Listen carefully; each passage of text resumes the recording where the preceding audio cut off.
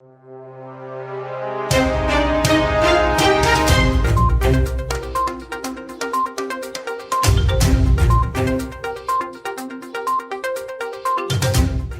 to War India News Hour. Mobility makes consumers' connectivity more agile along with risks. Growing digital adoption among businesses and consumers is setting new bars for network users and visitors. Networks must be now shaped in such a way that it has the scalability and flexibility to cater to inflating traffic. As the backdrop for business has been changing, there is no denying the fact that technology stands at the forefront of every single policy being implemented for business continuity. From hiring to engagement, there isn't one aspect that technology isn't integrated with in current times. The pandemic has made us realize that physical proximity is not the only means to engaging with each other. There has been a transformative change at the workplace, and this is set to accelerate further, aided by technology. Virtual meetings have ensured that interactions with customers, partners, and colleagues have increased, leading to more trust and transparent communications. There has been a cultural shift in how companies are boosting employee engagements as they adapt to new working norms. With this, we are starting to warm up to the new normal and try to manage work with personal lives. There are many aspects that we still need to consider and boost to help organizations get back on their feet again. Few people had to adapt to remote working, with only essential service providers being allowed to work on site. As people switched to work from home and collaborate through online mediums, cybersecurity manifested as a major threat to hybrid workplaces. There were about 4 lakh ransomware attacks during April-June 2020 as against 2 lakh during January-March and 2.3 lakhs during April-June 2019. With a significant rise in the work from home and gig economy, companies must now apply innovative technologies to make workplaces more productive and attractive to employees. Several companies are now adopting a blend of home and office-based working or hybrid working while taking steps to ensure seamless collaboration and communication. Let's look into today's headlines in War India. I will deliver optimism and Biden will bring pessimism, says Trump. With less than a fortnight left for the November 3rd presidential elections, speaking at an election rally, US President Donald Trump said, "I will deliver optimism, opportunity and hope." Democratic nominee Joe Biden will deliver pessimism, poverty and decline. This election is a choice between a Trump super recovery or a Biden steep depression, he added. Normal life will fully resume, Trump said in reference to US recovery from COVID-19 pandemic. Hong Kong fines Goldman Sachs a whopping $350 million over 1MDB scandal. Hong Kong's markets watchdog has fined Goldman Sachs Asian business $350 million for its role in the One Malaysia Development Berhad, that is 1MDB scandal. It is the largest fine ever imposed by the Securities and Futures Commission. Serious lapses and deficiencies in management controls at Goldman Sachs Asia had contributed to the misappropriation of $2.6 billion raised by 1MDB, the regulator said.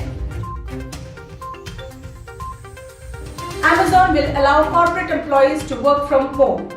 It seems there is a competition among Microsoft, Google and Amazon on who will be the leader in the work from home concept.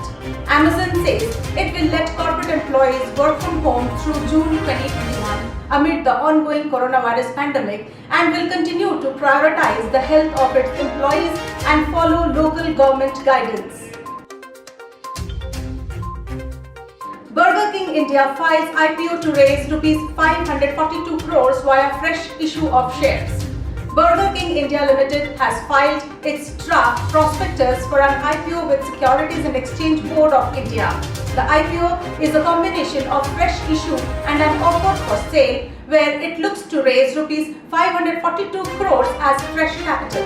Its promoter, QSR Asia Pte, will partially exit via an offer for sale of 6 crore equity shares, and the initial share sale is being managed by Kotak Mahindra Capital Company, CLSA India, Edelweiss Financial Services and JM Financial.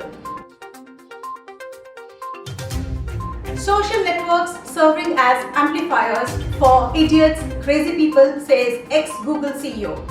Amid the hullabaloo over the antitrust suit filed against tech giant Google, the former CEO Eric Schmidt said that social networks serve as amplifiers for idiots and crazy people. He went on to warn that excesses of social media are likely to result in greater regulation of internet platforms in the coming years. Notably, Schmidt presided over the $1.65 billion deal where Google bought YouTube in 2006. HCL Tech tells staff to return to offices at least one day a week.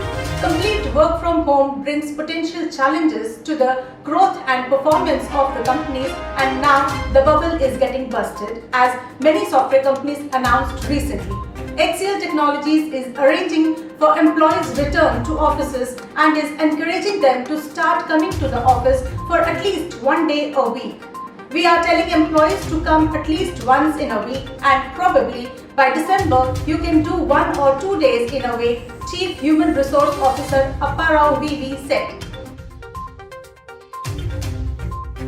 Government warns Twitter after location showed J&K as part of China.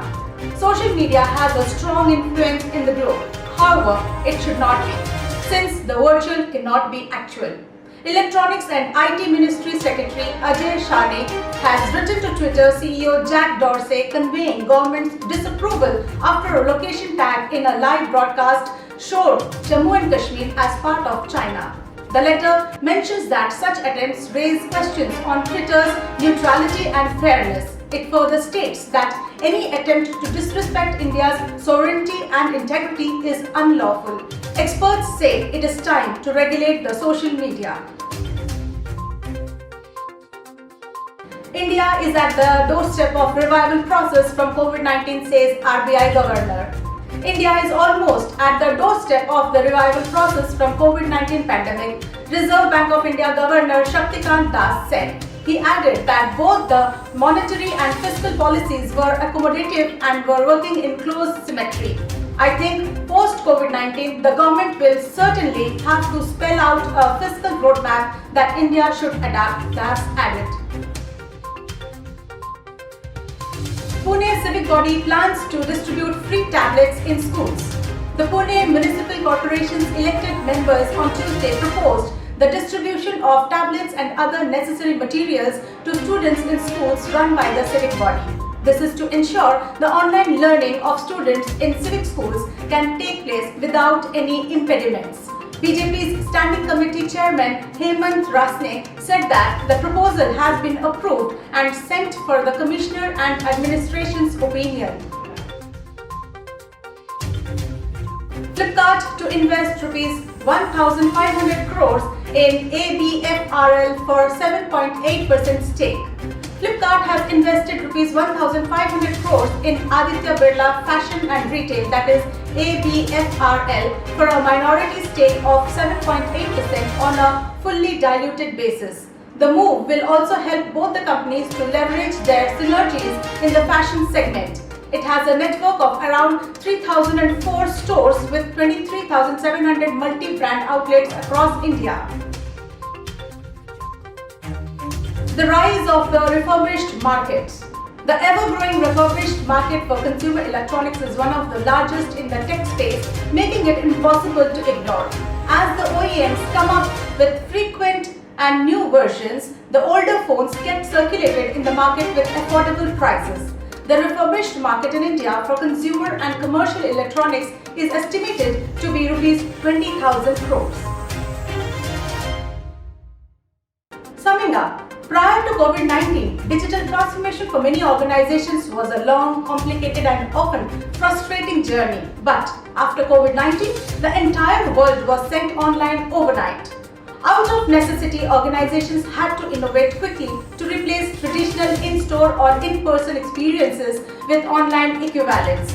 Simple activities like going to the grocery store, shopping for clothes, and dining out became dangerous or prohibited. With the acceleration in digital engagement, leading companies have innovated quickly to replace or complement traditional in-store experiences. Digital experiences will continue to grow, increasing online competition. Companies with highly personalized, relevant experiences will win the hearts and minds of consumers. Now, more than ever, we are truly in an experienced economy. COVID-19 has changed the consumer behavior, making mobile forever. The change is being driven by more daily use and tighter integration with services such as payments, fulfillment, etc. Mobile has now become the first screen for many users.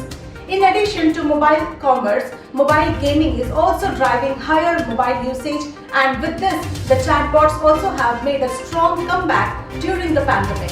The pandemic has presented new challenges for businesses in the areas of remote collaboration and business continuity, and during this time, the attackers now have plenty of options to target them more than ever.